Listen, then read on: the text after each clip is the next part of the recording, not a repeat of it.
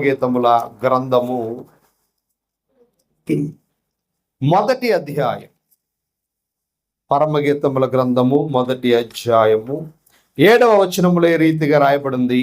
నా ప్రాణప్రియుడా, నీ మందను వెచ్చుట మేపుదువో, మధ్యాహ్నమున నెచ్చట నీడకు వాటిని తోలుదువో నాతో చెప్పుము. ముసుగు వేసుకొనిన దానినై నీ జతకాండ్ల మందల యొద్ద నేనెందుకు ఉండవలెను? ఈ వచనాన్ని మనం జాగ్రత్తగా ఆలోచన చేయబోతా ఉన్నాము దేవుని బిడ్డలారా.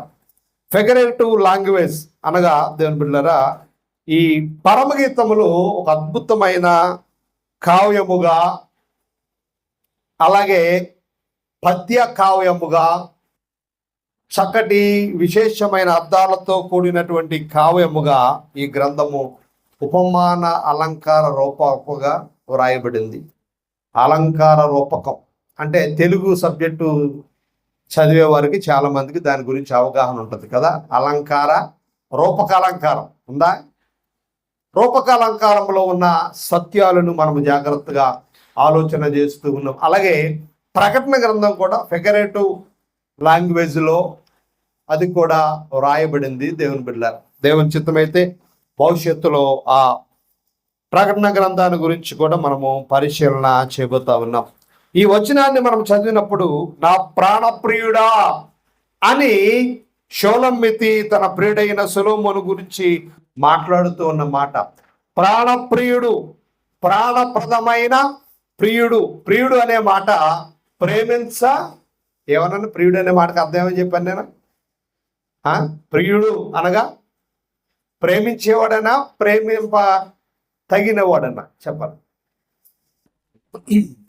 ప్రియుడు అనగా ప్రేమించువాడు. ప్రియుడు అంటే ఎవరు చెప్పండి? ప్రేమించువాడు. ప్రియురాలు అనగా ప్రేమించున్నది అని అర్థము దేవుని బిడ్డ. ఈ పదాలు అందరి గురించి చెప్పబడుతున్నటువంటి సందర్భాన్ని మనం చూసినప్పుడు ఈ పదాలు చాలా ప్రత్యేకమైన పదములుగా మనకు కనబడతాయి దేవుని బిడ్డలారా. ప్రియుడు అనగా ప్రేమను ఇచ్చేవాడిగా మనకి బైబిల్ చరిత్రలో యేసు ప్రభుల వారిని గురించి లేఖనాలు రాయబడ్డాయి. నిజంగా ప్రియుడు అనే పదం కేవలము దేవునికి మాత్రమే సరిపోయే అద్భుతమైన పదం. ఎందుకంటే ఆయన మాత్రమే ప్రేమను ఇచ్చేవాడు దేవుని బిడ్డలారా. మానవ ప్రేమ సందర్భాన్ని బట్టి మారుతుందేమో కానీ దేవుని ప్రేమ ఎన్నడూను మారనిది. కాబట్టి ఈ ప్రియుడనే పదం కేవలము దేవునికే చెందును అని మనం ఆలోచన చేసినప్పుడు పాత నిబంధన చరిత్రలో ఇశ్రాయేలు జాతి గురించి, యూదుల గురించి దేవుడు ఎలాంటి విషయాలు మాట్లాడాడో మనం ఆలోచన చేసినప్పుడు వారి పట్ల దేవుడు ఎలాంటి ప్రేమను కలిగి ఉన్నాడో, ప్రాణప్రియుడుగా ఇశ్రాయేలు జాతిని దేవుడు ఎలా ప్రేమించాడో 1-2 మాటలు మనము జాగ్రత్తగా చూసినప్పుడు ద్వితీయోపదేశ కాండము 7వ అధ్యాయం, ద్వితీయోపదేశ కాండము 7వ అధ్యాయము 8వ వచనంలో ఈ రీతిగా రాయబడింది. అయితే యెహోవా మిమ్మును ప్రేమించువాడు గనుక, ఎవరట? యెహోవా మిమ్మును ప్రేమించువాడు గనుక తాను మీ తండ్రులకు చేసిన ప్రమాణమును నెరవేర్చువాడు గనుక యెహోవా బాహుబలము చేత మిమ్మల్ని రప్పించి దాసుల గృహములో నుండి ఐగుప్తు రాజైన ఫరో చేతుల నుండి మిమ్మల్ని విడిపించెను. అంటే ఐగుప్తు నుండి యోధా జాతిని దేవుడు విడిపించడం గల కారణము వారిని దేవుడు ప్రేమించాడు. ఐగుప్తీల బానిసత్వములో ఎంతో వేదనను వారు అనుభవించారు. చరిత్ర మనకు చెబుతా ఉంది దేవుని బిడ్డలారా.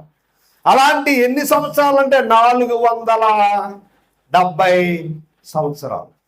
ఈ 470 సంవత్సరాల్లో వారి జీవన విధానాన్ని మనం ఆలోచన చేసినప్పుడు వారి యొక్క బానిసత్వములో ఉన్న జీవితాలను దేవుడు జ్ఞాపకము చేసుకున్నాడు. కారణం ఏంటంటే దేవుడు వారిని ప్రేమించాడు. ఇప్పుడు అంటున్నాడు, నేను మిమ్మల్ని ప్రేమించాను, ఐగుప్తు నుండి నేను మిమ్మల్ని బయటకు పిలిచాను అని చెప్పిన దేవుడు 13వ వచనంలో ఏమంటున్నాడంటే, ఆయన నిన్ను ప్రేమించి ఆశీర్వదించి అభివృద్ధి చేసి నీకిచ్చిదిన నీ పితరులతో ప్రమాణము చేసిన దేశములో నీ గర్భఫలమును, నీ భూఫలమును, నీ సస్యములను, నీ ద్రాక్షారసమును, నీ నూనెయు, పశువుల మందలయు, గొర్రెల మందలయు, మేకల మందలయు దీవిస్తాడట. కారణం ఏంటి? అన్ని దీవెనలు వారికి రావడం కారణం ఏంటి? ఆయన అంటున్నాడు, నేను మిమ్మలను దేవుడు మనల్ని ప్రేమిస్తేనే మన జీవితం ఎలా ఉంటుందంటే దీవెనకరముగా ఉంటది. శ్రమలో దీవెనకరముగా ఉంటది, వేదనలో దీవెనకరముగా ఉంటది, అవమానంలో దీవెనకరముగా ఉంటది. ఎందుకంటే ఆయన మనల్ని ప్రేమిస్తూనే మనల్ని అభివృద్ధి చేసే దేవుని బిడ్డారు. జాగ్రత్తగా మనం ఆలోచన చేసినప్పుడు ప్రాణప్రియుడిగా దేవుడు ఇజ్రాయేలు జాతిని ప్రేమించాడు. ఇజ్రాయేలు జాతితో చెప్పాడు, నేను మిమ్మల్ని ప్రేమిస్తున్నాను కాబట్టి నేను మిమ్మల్ని ఐగుప్తు నుండి విడుదల చేస్తాను. విడుదల చేయడమే కాదు, మీ పితరులకు నేను చేసిన వాగ్దాన భూమికి మిమ్మల్ని నడిపిస్తాను. అక్కడ మీ గర్భఫలము దీవించబడుతుంది, మీ భూఫలము దీవించబడుతుంది, నీవు సమస్తమును దీవెనకరముగా ఉంటావని దేవాతి దేవుడు తన ప్రేమను ఇజ్రాయేలు జాతితో వ్యక్తపరుస్తూ ఉన్నాడు. ఇదే మాట సంఘమును గురించి దేవుడు ఏం మాట్లాడాడో చూద్దాం. సంఘముగా ఉన్న మనము సంఘము పట్ల ఆయన ఎలాంటి ప్రేమను కలిగి ఉన్నాడో ఎఫెసీ పత్రికలో ఒక అద్భుతమైన మాట రికార్డు చేయబడింది. దేవుని బిడ్డ మన గురించి మాట్లాడుతున్న మాట అది. సంఘం అనే మన గురించి ప్రియుడైన యేసు ప్రభువు వారు సంఘాన్ని ఎంతగా ప్రేమించాడో ఎఫెసీ పత్రిక 1వ అధ్యాయము 6వ వచనం అంటాడు, మనము తన ఎడల పరిశుద్ధులమును నిర్దోషులమై ఉండవలెనని జగత్తు పునాది వేయబడక మునిపే ప్రేమ చేత ఆయన క్రీస్తులో మనలను ఏర్పరచు. దేని చేత? ప్రేమ చేత. ఎప్పుడు ఏర్పాటు చేసుకున్నాడట? జగత్తు పునాది వేయబడక మునిపే. జగత్తుకి మాట మనం ఆలోచన చేస్తే యూదులనే దేవుడు ఏర్పాటు చేసుకోలేదట, ఆయన పిల్లలమైన మనలను కూడా దేవుడు ఏర్పాటు చేసుకున్నాడు. దేని చేత? ప్రేమ చేత ఆయన మనల్ని ఏర్పరచుకున్నాడు. ప్రేమతో ఆయన మనల్ని పిలిచాడు, ప్రేమతో ఆయన మనల్ని నడిపిస్తూ ఉన్నాడు. అనేక సందర్భాల్లో మన జీవితాల్లో ఎదురయ్యే పరిస్థితులు కానీ, సమస్యలు కానీ, ఇబ్బందులు కానీ, పోరాటాలు కానీ, దేవునికి దూరమయ్యే పరిస్థితులు కానీ ఎదురైనప్పటికీ ఎందుకు దేవుడు మనలను ఏర్పరచుకున్నాడు అని ఆలోచన చేస్తే ప్రేమ చేత మనల్ని ఆయన ఏర్పరచుకున్నాడు. ప్రేమ దీర్ఘకాలము సహించును. ఆయన సహిస్తూనే ఉన్నాడు. కొన్ని సందర్భాల్లో మంచి పనులు చేస్తున్నాం, కొన్ని సందర్భాల్లో ఆయనకు వ్యతిరేకమైన పనులు చేస్తున్నాం, కొన్ని సందర్భాల్లో చాలా పరిగెడుతున్నాం దేవుని కొరకు, కొన్ని సందర్భాల్లో అసలు దేవుని సంగతే మర్చిపోతా ఉన్నాం. ఎలా చేసినా ఏమి చేసినా దేవుడు మాత్రము తన ప్రేమను పంచటము మాత్రము మానటము లేదు. ప్రియుడు అనే మాటకు అర్థము ప్రేమను నిరంతరము పంచేవాడు. ప్రియుడు అనే మాటకు అర్థం చెప్పండి.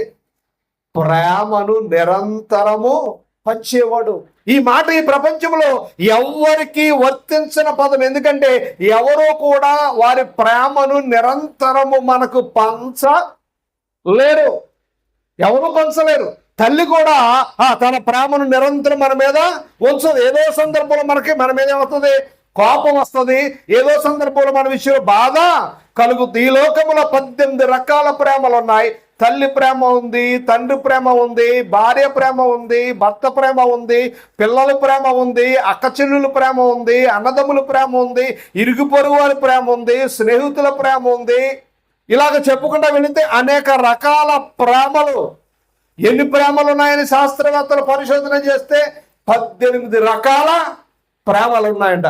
ఈ 18 రకాల ప్రేమలలో ప్రతి ప్రేమ ఏదో ఒక సందర్భంలో ఫుల్ స్టాప్ చేయబడుతుంది, ఆగిపోతుంది. ఆ ప్రేమ అవసరమైతే పగగా మారుతుంది, ఆ ప్రేమే ద్వేషంగా కూడా మారుతుంది. ఇది భూ సంబంధమైన ప్రేమ. కానీ దేవుని ప్రేమ మారని ప్రేమ, మరువని ప్రేమ, మారని ప్రేమ, స్థిరమైన ప్రేమ. ప్రేమకు సాదృశ్యము ప్రియుడైన యేసు ప్రభువు దేవుని బిడ్డ. కాబట్టి మనం ఆలోచన చేసినప్పుడు షోలంబతి ఏమని మాట్లాడుతూ ఉంది? నా ప్రియుడా. జాగ్రత్తగా మాటలు మనం ఆలోచన చేస్తే అంత అద్భుతమైన విషయాన్ని తెలియపరుస్తూ ఉంది దేవుని బిడ్డారా. ఏమంటూ ఉంటుంది? నా ప్రియుడా అని పిలిచి దేవుని బిడ్డారా ప్రాణప్రియుడిగా తన గురించి తాను పిలుచుకుంటూ ఏమంటుంది? నీ వెచ్చట మేపుదువో. ఏమిటి? నీ మందను. ఎంత అద్భుతమైన మాట. ఈ మాట జాగ్రత్తగా మనం ఆలోచన చేసినప్పుడు దేవుని బిడ్డలారా, మందను అంటే ఇప్పుడు సొలొమోను ఎవరు అంటే కాపరి. ఎవరు చెప్పండి? రాజుగారు కాపరిగా ఎందుకు మారాడు చెప్పాలి. రాజుగారు కాపరిగా ఎందుకు మారాడు అంటే షోలంబతిని ప్రేమించడానికి మారు వేషం వేసుకుని ఎక్కడికి వచ్చాడు? ద్రాక్ష తోటకు వచ్చాడు దేవుని బిడ్డలారా. ఇప్పుడు షోలంబతికి మొట్టమొదటిగా సొలొమోను కాపరి అని మాత్రమే తెలుసు, కానీ రాజు అనే సంగతి తనకు తెలియనే. ఎప్పుడు తెలిసింది? అంతఃపురంలోకి ప్రవేశించక ఆ విషయం తనకే అర్థమైంది దేవుని బిడ్డలారా. జాగ్రత్తగా ఈ మాటలు మనం ఆలోచన చేసినప్పుడు కాపరిగా సొలొమోను మనకు కనబడుతూ ఉన్నాడు. కాపరి అనే పదాన్ని మనము బైబిల్ చరిత్రలో జాగ్రత్తగా పరిశీలన చేసినట్లయితే ఈ కాపరత్వం అనేది, మందలను కాచే ఈ విధానము ఎవరిలో ఉంది అంటే యూదులలోనూ ఉంది, అన్యులలో కూడా ఉంది. మనకి పితరులు అనగానే మొట్టమొదటిగా ఎవరు జ్ఞాపకం వస్తారు అంటే అబ్రహాము జ్ఞాపకం వస్తాడు. అబ్రహాము కూడా మందలను కాచేవాడు. మందలు పెరిగే కొలది పనివారిని అబ్రహాము పెట్టుకున్నాడు. అంటే యూదులు, మీరు గమనించాలి, యోధా జాతి 100% వ్యాపారులే. ఎంత? 100% వ్యాపారులే. 1% మాత్రమే వ్యాపారం చేయరు. వాళ్ళు ఎవరు అంటే లేవీలు. జాగ్రత్తగా మనం ఆలోచన చేసినప్పుడు అందులో అన్ని వ్యాపారాల కన్నా గొప్ప వ్యాపారం ఏమిటంటే పశువుల వ్యాపారం. ఏ వ్యాపారం చెప్పండి? పశువుల వ్యాపారం. ఆ పశువుల వ్యాపారముకి సాదృశ్యంగా యోధా జాతి కనబడుతూ ఉంది. ఒక మాట నేను మేము ముందుకు వెళ్ళాలని ఆశపడుతూ ఉన్నాను దేవుని బిడ్డలారా. ఒక అద్భుతమైన మాట ఒకసారి చూద్దామా? దానికి ముందుగా దావీదు దేవుణ్ణి ఒక మాటగా పిలిచాడు. ఏమని పిలిచాడు అంటే యెహోవా నా కాపరి అన్నాడు. ఏమన్నాడు? యెహోవా. కాపరి అనే పదం క్రింద స్థాయి పదమా పెద్ద స్థాయి పదమా చెప్పాలి. కాపరి అనేది మన భాషలో చెప్పాలంటే క్లాస్ 1 ఉద్యోగమా, క్లాస్ 4 ఉద్యోగమా? చెప్పండి. ఉద్యోగాల భాషలో చెప్పాలంటే కాపరి అనేది ఎలాంటి ఉద్యోగం అది? సొలొమోను కాపరిగా ఎందుకు మారాడు అంటే సొలొమోనునే ప్రేమించాడు కాబట్టి. కానీ ఇక్కడ దావీదు గొర్రెలను కాసుకుంటూ నడుస్తూ ఉన్నాడు. కానీ ఆ దావీదు దేవుణ్ణి ఎలా పోల్చాడంటే యెహోవా నా కాపరి అన్నాడు. జాగ్రత్తగా మనం ఆ మాటను ఆలోచన చేసినప్పుడు దేవుణ్ణి మహాగణుడా, మహోన్నతుడా అని ఎంతో గొప్పగా దేవుణ్ణి మనం పొగుడుతూ ఉంటాం. అవునా కదా? దేవుణ్ణి మనము గణపరుస్తూ ఉంటాం. మరి కాపరి అనే పదము ఎందుకు వాడాడు దేవునికి రాజైన దావీదు? అంటే దేవుణ్ణి తక్కువ వానిగా మార్చడానికి ఆ ఉద్దేశంతో పలికాడా, లేకపోతే ప్రాస బాగుందని ఆ పాట పాడాడా? చాలా మంది మాటలు బాగున్నాయని పాటలు పాడుతూ ఉంటాం, కానీ దానిలో ఉన్న భావాన్ని మాత్రం మనం చూడము. చాలా బాగుందంట కదా, చాలా బాగుంది, ఈ పదాలు చాలా బాగున్నాయని ఆ పాటలు మనం పాడటానికి ఇష్టపడుతూ ఉంటాము దేవుని బిడ్డలారా కదా. ఎన్ని తలచినా ఏది అడిగినా జరిగేది నీ చిత్తమే ప్రభువు. ఎంత బాగుందో పాట కదా. గుండెల మీద చేసుకో. నీకు బాధ కలిగినప్పుడు ఈ పాట పాడతావా?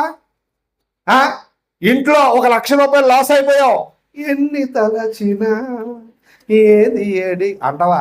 ఇల్లు కాలిపోయింది, ఎన్ని తలచినా పాడవు.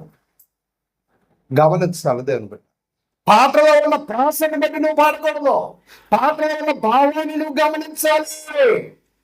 పాటలో ఉన్న భావాన్ని మనం అర్థమో చేసుకోవాలి.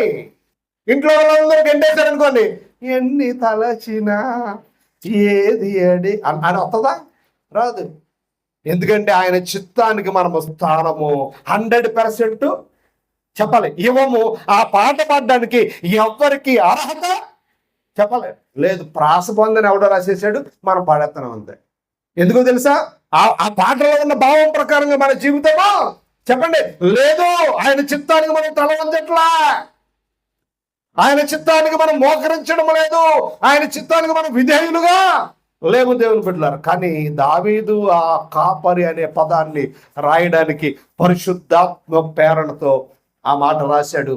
దేవుణ్ణి కాపరిగా ఆయన పోల్చాడు. దాని అర్థం ఏంటో తెలుసా? కాపరి గొర్రెల కొరకు తన ప్రాణమును పెట్టును అని నిరూపించిన వాడు పాత నిబంధనలో ఎవరు అంటే దావీదే. ఎవరు నిరూపించాడు? దావీదే నిరూపించాడు. ఒక గొర్రె కోసము తన ప్రాణాన్ని పణంగా పెట్టి సింహాన్ని చంపాడు. ఎంతమంది, ఎన్ని గొర్రెలు కోసం? కొన్ని వందల గొర్రెలు ఉన్నాయి కదా.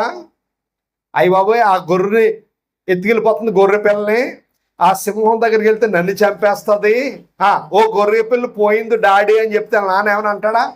సింహం వచ్చింది, గొర్రె పిల్లని చంపుకుని తీసుకెళ్ళిపోయింది అని చెప్తే తండ్రి అయిన యెషయా దావీదుని ఏమైనా అంటాడంటే బుద్ధున్నవాడు ఎవ్వడు ఏమి అండం. ఎందుకంటే సింహానికంటే మనిషి బలవంతుడేమి కాదు, సింహాన్ని చంపడం ఎవరికి సాధ్యము కాదు. కానీ ధైర్యం ఎలాగొచ్చిందో తెలియదు. నా మందలో ఉన్న గొర్రె పిల్లలు పట్టుకెళ్తాక నువ్వెవరు అని దేంతో పోరాటం చేశాడు? రెండుగా చించివేశాడట. రెండోసారి వచ్చిందట, ఎలుగు వచ్చిందట. సందర్భం కాపరి యొక్క గొప్పతనం ఏంటంటే తన ప్రాణానికి తెగించి ప్రేమించే నిజమైన ప్రేమికుడు ఎవరు? దేవాది దేవుడు. కాబట్టి ఇప్పుడు కాపరి అనే స్థానము దేనికి సాదృశ్యం కనబడుతుందంటే ప్రాణము పెట్టే అంత ప్రేమ. కాపరత్వంలో ఏం కనబడుతుంది? ప్రాణము పెట్టే అంత ప్రేమ కలిగిన వాడిని నేను కదా, అలాగే నా విషయంలో కూడా ప్రాణం పెట్టేంత ప్రేమ కలిగిన వాడు దేవుడు అని ఏమన్నాడు? యెహోవానా కాపరి అన్నాడు. జాగ్రత్తగా మనం ఆలోచన చేసినప్పుడు దేవుని బిడ్డలారా, కొత్త నిబంధనలో ఒక అద్భుతమైన విషయం మనకు కనబడుతుంది. యోహాను సువార్త 10:11 అంటాడు, మంచి కాపరి గొర్రెల కొరకు తన ప్రాణమును పెట్టును. యేసు ప్రభు మాట్లాడుతున్న మాట, మంచి కాపరి ఆ గొర్రెల కొరకు తన ప్రాణమును పెట్టును. Very good. ఆయన మంచి కాపరి అంటే ప్రాణం పెట్టాడు కాబట్టి. ఆయన మంచి కాపరి ఎందుకయ్యాడు? ప్రాణము పెట్టాడు. ప్రాణం పెట్టే ప్రాణప్రియుడైన ప్రభువు కాపరి అనే పదం మనకు అర్థమవుతా ఉంది దేవుని బిడ్డ. ఇంకా మనం జాగ్రత్తగా లోపలికి వెళితే ఒక అద్భుతమైన మాట లేఖనములో మనకు కనబడుతుంది. మరొక మాట చూద్దామా? కాపరి అనే పదములో ఉన్న అద్భుతమైన సత్యాన్ని మీ ముందు నేను ఉంచడానికి ఇష్టపడుతూ ఉన్నాను దేవుని బిడ్డలారా. ఒకసారి ఆ మాట చూద్దాము, ఒకసారి ఆ మాటను మనం పరిశీలన చేద్దాము దేవుని బిడ్డలారా. ఒక మాట మీ ముందు ఉంచడానికి నేను ఇష్టపడుతూ ఉన్నాను. చూద్దామా? ప్రకటన గ్రంథము 7వ అధ్యాయము. జాగ్రత్తగా మాట మనం పరిశీలన చేయబోతా ఉన్నాం. ప్రకటన గ్రంథము తీసారా? ప్రకటన గ్రంథము 7వ అధ్యాయము తీసారా? ఒక అద్భుతమైన మాట మీ ముందు చూడడానికి నేను ఇష్టపడుతూ ఉన్నాను. 17వ వచనం అంటాడు, చదువు చెప్పాలి. ఎవరు? గొర్రె పిల్ల ఏం చేస్తుందట? కాపరి అయి వారిని ఎక్కడ నడిపించును? జీవజలముల యొద్దకు నడిపించును. అంటే కాపరి యొక్క ప్రధాన లక్ష్యం ఏమిటి అంటే సంఘమును ప్రియుడైన ప్రభువు కాపరిగా మారి అక్కడ నడిపిస్తాడట జీవజలముల ఓట. ఈ జీవజలముల ఓట అనే మాటలో ఉన్న మాధుర్యం ఏమిటంటే జీవజలముల ఓట అనగా పరలోకమును గూర్చి వర్ణిస్తా ఉన్నాడు. పరలోకం గురించి వర్ణిస్తూ ఉన్నాడు. ఆయన కాపరిగా ఎందుకు మారాడు? ఇక్కడ మనం ఆలోచన చేస్తే యేసు క్రీస్త కాపర, సింహమా, గొర్రె అని అంటే ఆయన గొర్రె పిల్లగా మారాడు. ఎలా మారాడు? యోధా గోత్రపు సింహమైన దేవుడు ఎలా మారాడు? ఇప్పుడు చెప్పాలి. సింహం ఎలా మారింది? గొర్రె పిల్లగా మారింది. గొర్రె పిల్లగా మారి ఆ సంఘాన్ని ఎక్కడ నడిపిస్తా ఉంది? జీవజలపు ఓట దగ్గరకు. జాగ్రత్తగా మనం ఆలోచన చేసినప్పుడు ఇప్పుడు యేసు ప్రభు గొర్రె సింహం అంటే 100% ఆయన సింహమే తప్ప గొర్రె కాదు. ఎందుకంటే గొర్రె స్వభావాన్ని ధరించుకుని ఆయన భూమి మీదకి దిగి వచ్చి మనందరి కొరకు ఆయన గొర్రె పిల్లగా ప్రాణాన్ని అర్పించాడని లేఖనము చాలా స్పష్టంగా తెలియపరుస్తూ ఉంది దేవుని బిడ్డలారా. ఇప్పుడు కాపరిగా ఆమె శోకం మీద అంటుంది, నువ్వు నీ మందని ఎక్కడ మేపుతావు? ఎండ వచ్చినప్పుడు మళ్ళీ ఆ మందని ఎక్కడ తీసుకెళ్తాడట? నీడ దగ్గరికి తీసుకువెళ్తాడు. కాపరి ఎండలో ఉన్న గొర్రెలన్నిటినీ, ఎండలో ఉన్న పశువులన్నిటిని ఎక్కడ తీసుకెళ్తాడట? నీడ దగ్గరకు తీసుకువెళ్తాడు. ఎండ శ్రమలకు గుర్తుగా కనబడతా ఉంది, నీడ విశ్రాంతికి గుర్తుగా కనబడతా ఉంది దేవుని బిడ్డ. ఇంతకీ కాపరి గొర్రెలను ఎక్కడికి తీసుకువెళ్తాడు అంటే మేపడానికి తీసుకువెళ్తాడు. గొర్రెలను మంచిగా బాగా తినాలి, బలంగా ఉండాలి అని మందను కాపరి మంచి ఆహారంతో పెంచుతాడని లేఖనం ఎంతో స్పష్టంగా మనకి బోధిస్తూ ఉంది దేవుని బిడ్డలారా. దేవుని పిల్లలుగా వాక్యములో ఉన్న సత్యాన్ని మనము జాగ్రత్తగా ఆలోచన చేసినప్పుడు కాపరి యొక్క బాధ్యత ఏమిటంటే మందను ఆరోగ్యముగా పెంచడం. ఎలా పెంచడం చెప్పండి? ఆరోగ్యముగా పెంచడం. అలాంటప్పుడు ఎండ తగిలితే వెంటనే వాటినట నీడకు తీసుకుని వెళతాడు. ఎండ శ్రమలకు సాదృశ్యంగా కనబడుతుంది, నీడ విశ్రాంతికి సాదృశ్యంగా కనబడుతూ ఉంది. మేపుట అంటే ఆహారాన్ని అందించడం. కాపరి యొక్క ఉద్దేశం ఏమిటి? ఆహారాన్ని అందించడమే కాపరి యొక్క ఉద్దేశం. ఇశ్రాయేలు చరిత్రలో మనం చూసినప్పుడు 40 సంవత్సరాలు దేవుడు వారికి ఆహారం ఇస్తూనే ఉన్నాడు. ఒక అద్భుతమైన మాట మీ ముందు ఉంచడానికి నేను ఇష్టపడుతూ ఉన్నాను దేవుని బిడ్డలారా.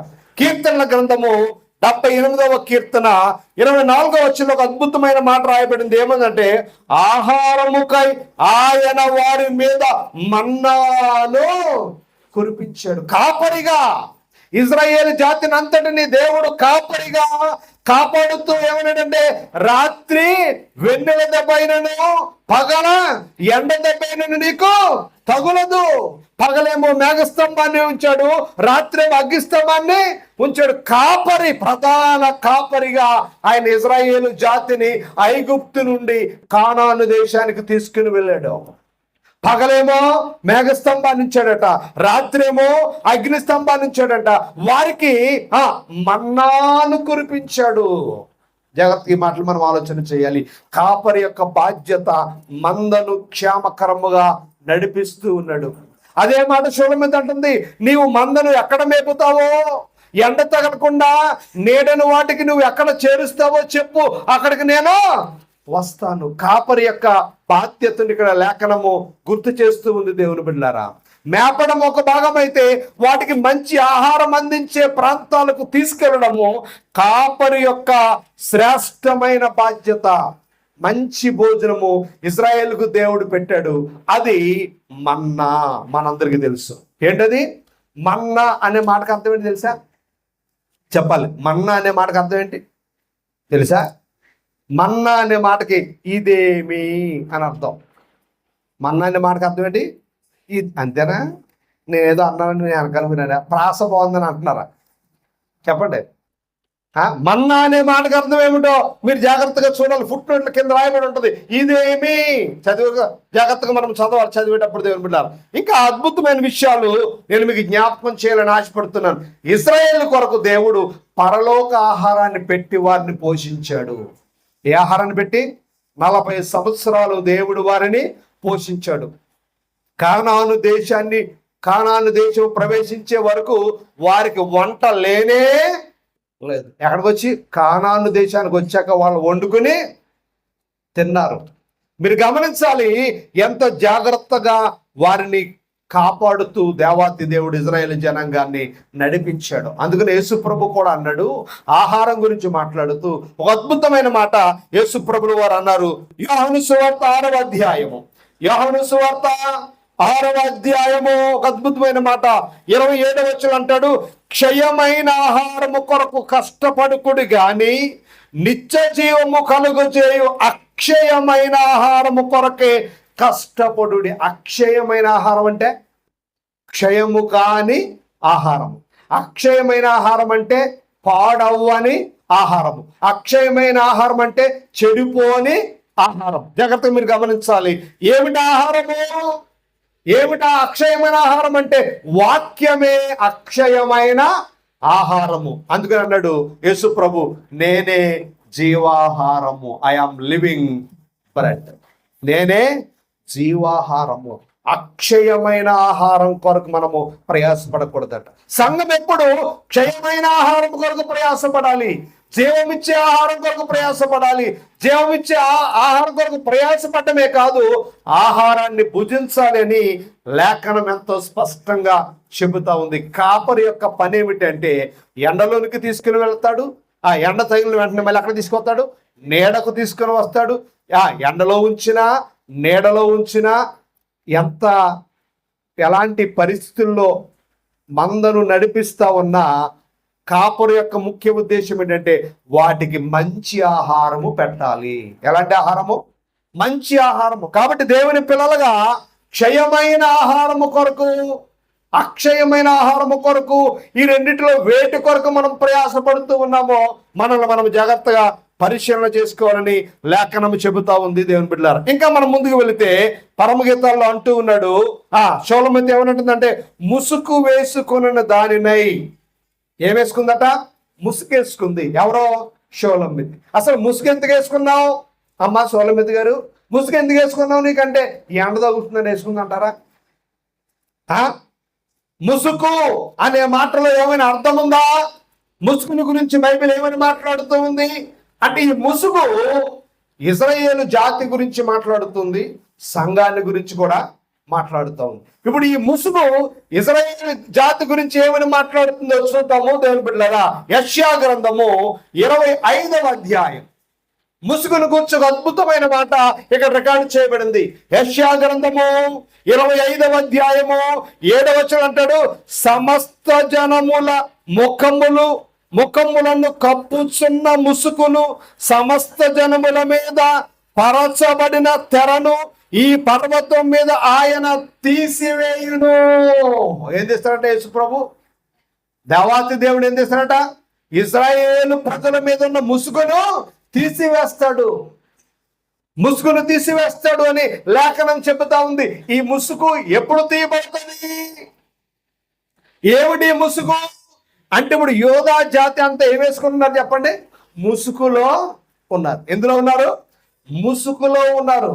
ముసుగనగా ధర్మశాస్త్రము, ముసుగనగా దేవుని బిడ్డలారా పాత నిబంధన ఆచారాలు. ఇప్పుడు దేవుడు అతి పరిశుద్ధ స్థలములో నివసించేవాడు. యూదులు అతి పరిశుద్ధమైన స్థలానికి వెళ్ళరు. పరిశుద్ధమైన స్థలానికి అతి పరిశుద్ధమైన స్థలానికి మధ్యలో ఏముంది చెప్పండి? తెర ఉంది. ఏముంది మధ్యలో? తెర ఉంది. అంటే దేవుణ్ణి చూసే అవకాశం వాళ్ళకి లేదు. ఎప్పుడు తెర రెండుగా విడిపోతుంది? ఎప్పుడు తెర కంప్లీట్ గా లేకుండా పోతుంది అంటే, ఎవరు వస్తారు? మెస్సయ్య వచ్చిన తర్వాత తెర తీసివేయబడుతుంది అని చరిత్ర వాళ్ళకే తెలుసు. అయినా ఎప్పటికీ కూడా వారు యేసును అంగీకరించకుండా వాళ్ళు ఎందులో ఉన్నారంటే ముసుగులోనే ఉన్నారు. ఎందులో ఉన్నారు చెప్పండి? ముసుగులోనే ఉన్నారు. ఎవరో? యూదులందరూ ఇప్పటికీ దేవుణ్ణి ఎందుకు నమ్మట్లా? చాలా మంది ఇదే ప్రశ్న కదా. యేసుక్రీస్తు పుట్టిన ఆ యెరూషలేము దేశములో, క్షమించాలి, పాలస్తీనా దేశం అనగా ఇశ్రాయేలు దేశంలో ఎందుకు యూదులు ఇంకా నమ్మరు? కనీసం 10 to 12% నమ్మారు. ఎంతమంది? 100 మంది ఉంటే అందులో 12 మందే యేసుక్రీస్తుని నమ్మరు. ఇంకా 90% వారు యేసుక్రీస్తును నమ్మలేదు. ఇంకా వాళ్ళు ఏమన్నారు? ముసుగులో ఉన్నారు. ఆ ముసుగు ఎప్పుడు తీయబడద్దో బైబిల్ ఆల్రెడీ మనకు చెప్పింది. దేవుని బిడ్డలారా, ఎప్పుడు తీయబద్దో చూద్దాం. ఎప్పుడు వారు యేసుని నమ్ముతారో రోమా పత్రికలో మాట రాయబడింది. రోమిలకు రాసిన పత్రిక 11వ అధ్యాయం, రోమిలకు రాసిన పత్రిక 11వ అధ్యాయము 25వ వచనం అంటాడు, సహోదరులారా మీ దృష్టికి మీరే బుద్ధిమంతులమని అనుకొనకుండానట్లు ఈ మర్మము మీకు తెలియజేయగోరుచున్నాను. ఏంటో ఆ మర్మం, ఏమిటి ఆ మర్మము అంటే, అదేమనగా అన్యజనులు ప్రవేశము సంపూర్ణమగు వరకు ఇశ్రాయేలీలు కఠిన మనస్సు కొంత మట్టుకు, అంటే ఇశ్రాయేలు అందరూ ఎందులో ఉన్నారంటే ముసుగులో ఉన్నారు. ఏం వేసుకున్నారు? వాళ్ళు ముసుగేసుకుని ఉన్నారు. ఎప్పుడు దాకా అంటే అన్యజనులందరూ యేసుక్రీస్తును అంగీకరించిన తర్వాత ఇశ్రాయేలు జాతి ముసుగు తీయబడుతుంది. అప్పుడు ప్రభు అయిన యేసుక్రీస్తు రెండవ రాకడ. ఎన్నో రాకడ? రెండవసారి ఆయన వస్తాడు. ఇప్పుడు ఇశ్రాయేలు జాతి ముసుగులో ఉంది అని లేఖనం చెబుతా ఉంది. ఆ ముసుగు తీసే రోజు ఒకటి ఉన్నది. జాగ్రత్తగా మనం ఆలోచన చేసినప్పుడు శుభ్రం ఏమేసుకుందట? ముసుగు. ఆ ముసుగు దేనికి సాదృశ్యం కనబడుతుందంటే ఇశ్రాయేలు జాతి మీద ఉన్న పాత నిబంధన క్రమానికి ముసుగుగా కనబడుతూ ఉంది. దేవుని బిడ్డలారా, మరి కొత్త నిబంధన సంఘానికి దేవుడు ముసుగుని గురించి మాట్లాడాడు. మనందరికీ తెలుసు. దేని గురించి మాట్లాడాడు? ముసుగు. ఎవరు వేసుకోమని చెప్పాడు? ఎవరు వేసుకోవాలి ముసుగు? చెప్పాలి. స్త్రీలు వేసుకోవాలి. ఎందుకు వేసుకోవాలి? వేసుకోవాలని ఉందా? కొరింథీయులకు రాసిన పత్రిక 11:6 కదా, మొదటి పత్రిక 11:6. స్త్రీ ముసుగు వేసుకొనని ఎడల ఆమె తల వెంట్రుకలు కత్తిరించు కొనవలెను, కత్తిరించుకొనుటైనను ఆ క్షారము చేయించు కొనుటైనను స్త్రీ కవమానమైతే ఆమె ముసుగు వేసుకోవాలి. ఆడవాళ్ళు ఏం చేయాలట? ముసుగు వేసుకోవాలి. ఎంత అద్భుతంగా చెప్పబడిందో కదా. అనగానే కొంతమంది చదువుకుంటున్నారు, జారిపోయి ఉంటుంది, పర్లేదు, మంచిదే. ఏమండి, ముసుగు స్త్రీ ఖచ్చితంగా వేసుకోవాలి. ఎందుకు వేసుకోవాలి? ఆ ముసుగులో ఉన్న అర్థం ఏంటి? ముసుగేసుకోమని చెప్పాడు. ఖచ్చితంగా ఆడవాళ్ళు ఏమైనా ముసుగేసుకోవాలి, లేకపోతే కటింగ్ అన్నా. ఎందుకు వేసుకోవాలి చెప్పాలి మీరు. ఎందుకు వేసుకోవాలని చెప్పాడా? ఎవరో పౌలు వేసుకోమని చెప్పాడు, కానీ ఎందుకు వేసుకోమని చెప్పాడా? మార్తమా చెప్పాడా? చెప్పాలి. ఎందుకు వేసుకోవాలి ముసుగు? అసలు ఈ ముసుగు ఎక్కడ ప్రారంభించబడింది అంటే మళ్ళీ పాత నిబంధనలకే రావాలి. గమనించాలి. మీకు అర్థం అవడం ఒక మాట చూపించి నేను త్వరగా ముందుకు వెళ్తాను. ఈ ముసుగు ఎందుకు వేసుకోవాలి స్త్రీ అంటే చూద్దాము. ఒక అద్భుతమైన మాట పాత నిబంధన చరిత్రలో వ్రాయబడింది. ఆదికాండము 24వ అధ్యాయం. ఆదికాండం 24వ అధ్యాయము 65వ వచనంలో ఏమని రాయబడిందంటే, మనలను ఎదుర్కొనుటకు పొలములో నడుచుచున్న ఆ మనుషుడెవరని దాసుని అడగగా, ఎవరు అడిగారు? రెబెకా అడిగింది. అతడు ఇతని నా యజమానుడని చెప్పాను గనుక ఆమె ఏమేసుకుంది? ముసుగు దేని గుర్తు? ఇప్పుడు విధేయతకు గుర్తు, లోబడుటకు గుర్తు. ఏమేసుకుందట? యజమానుని చూడగానే రెబెకా ఏమేసుకుంది? భర్తని చూడగానే రెబెకా ఏమేసుకుంది? ముసుగు వేసుకుంది. సంఘములో స్త్రీ ఎందుకు ముసుగు వేసుకోవాలి? ప్రభువు అయిన యజమానుడు సంఘములో ఉంటాడు కాబట్టి ప్రతి స్త్రీ యజమానుని ముందు, వరుడైన క్రీస్తు ముందు, ప్రియుడైన క్రీస్తు ముందు వధువు ప్రియురాలు ఏమేసుకోవాలట? ముసుగు ధరించాలి. ముసుగు ఎందుకు వేసుకోవాలంటే విధేయతకు గుర్తుగా. చాలా మంది పాస్ట్రమ్మలో కదా టీవీలో ముసుగు వేసుకోవట్లే. ఎందుకో తెలుసా? చెప్పడం అదో పేసర్ అయిపోయింది. ముసుగు వేసుకోవడం లేదు, ఏమీ వేసుకోవడం లేదు. ఎందుకు వేసుకోవాలా అంటే వాళ్ళకి బైబిల్ చదివితే కదా. బైబిల్ చదివిన వాడికి ముసుగు అర్థం ఏంటి? ముసుగు వేసుకోవాలా? వేసుకుంటే ఎందుకు వేసుకోవాలి? దానిలో ఉన్న పరమార్థం ఏమిటి? పాత నిబంధనలో ఉన్న అర్థం ఏమిటి? కొత్త నిబంధనలో ఉన్న అర్థం ఏంటి? అదే అమెరికా సైడ్ అనుకుని అందరూ కటింగ్ వేయించుకుంటారు, ఏ గోడ ఉండదు. అలాగే తెలుసు. మీరు ఫాదర్స్ని చూడండి, ఖచ్చితంగా కటింగ్ వేయించుకుంటారు. వాళ్ళు ఎవరు కూడా జల్లలు వేసుకోరు కాబట్టి వాళ్ళ ముసుగులతో పని లేదు. కానీ మనోళ్ళు పెద్ద పెద్ద పాస్టర్ గారులే ముసుగు వేసుకోకుండా మాట్లాడుతున్నారు. ఎవరు లెక్క వాళ్ళే అప్పగించుకోవాలి. ముసుగు ఎందుకు వేసుకోవాలి అంటే విధేయతకు గుర్తు. ముసుగు దేని గుర్తు? లోబడుటకు గుర్తు. కాబట్టి ఇప్పుడు ఆవిడ ఏం వేసుకుందట? ముసుగు వేసుకుని తన ప్రియుణ్ణి వెతుకుతా ఉందని లేఖనం చెబుతా ఉంది. దేవుని బిడ్డలారా, చివరిగా ఆవిడ అంటుంది, శోల మీద చివరిగా ఏమంటుందంటే, నీ జతకాండ మందల యొద్ద నేను ఎందుకు ఉండాలి? ఎక్కడుందట? ఇంతకీ సొలొమోను మేపే మంద అక్కడో ఈవిడికి అర్థమో కాలేదు. సొలొమోను యొక్క జతకాండ్లు ఉన్నారు, వాళ్ళ మందలను మేపుతున్నారట. ఆ మందలో ఉందట. నేను ఎక్కడ ఎందుకు ఉండాలి? నువ్వు ఎక్కడున్నావు అక్కడికి నేను రావాలి కదా అని జతకాండ్ల మందలను గురించి మాట్లాడుతూ ఉంది దేవుని బిడ్డలారా. నిజమే, మందలో మనం ఎక్కడున్నాం? మంద అనే సంఘములో. మంద ఇశ్రాయేలులకు సాదృశ్యంగా కనబడుతుంది, మంద సంఘానికి సాదృశ్యంగా కనబడుతూ ఉంది. ఇక్కడ కాపరిగా సొలొమోను గురించి సోలమితి మాట్లాడుతూ ఉంది, కానీ కాపరిగా ప్రభు అయిన యేసుక్రీస్తు ఈ భూమి మీదకి దిగి వచ్చి అన్నాడు, నేను మంచి కాపరిని అన్నాడు. ఏ కాపరి? ఎలా అయ్యా మంచి కాపరి అంటే, మంచి కాపరి గొర్రెల కొరకు ప్రాణమును పెట్టును. ఇప్పుడు మనం ఎక్కడ ఉండాలి? ఏ కాపరి దగ్గర ఉండాలి? మనము ఏ కాపరి దగ్గర మనం ఉండాలి అంటే, దేవుని బిడ్డలారా, బైబిల్లో ఒక అద్భుతమైన మాట యేసు ప్రభు గురించి రాయబడింది. పేతురు గారు రాశాడు యేసు ప్రభు గురించి మాట్లాడుతూ ఒక అద్భుతమైన మాట యేసు ప్రభు గారు గురించి పేతురు రాశాడు. పేతురు రాసిన మొదటి పత్రిక 5వ అధ్యాయము 4వ వచనంలో ఒక అద్భుతమైన మాట రాశాడు. చూద్దామా? ఏమంటున్నాడంటే, ప్రధాన కాపరి ఎవరంటే, ఏ కాపరి? ఇందాక ఎవరు? మంచి. ఎందుకయ్యాడు మంచి కాపరి? మంచి కాపరి ఎందుకయ్యాడు? గొర్రెల కొరకు తన ప్రాణమును పెట్టును. ఇక్కడ అన్నాడు ప్రధాన కాపరి. ఎందుకయ్యాడు ఆయన ప్రధాన కాపరి? ప్రధాన కాపరి ప్రత్యక్షమైనప్పుడు మీరు వాడబారిన మహిమ కిరీటము. ప్రధాన కాపరి ఎందుకయ్యాడంటే, మనకి ఆయన మహిమ కిరీటం ఇస్తాడు. ఏమిస్తాడు చెప్పండి?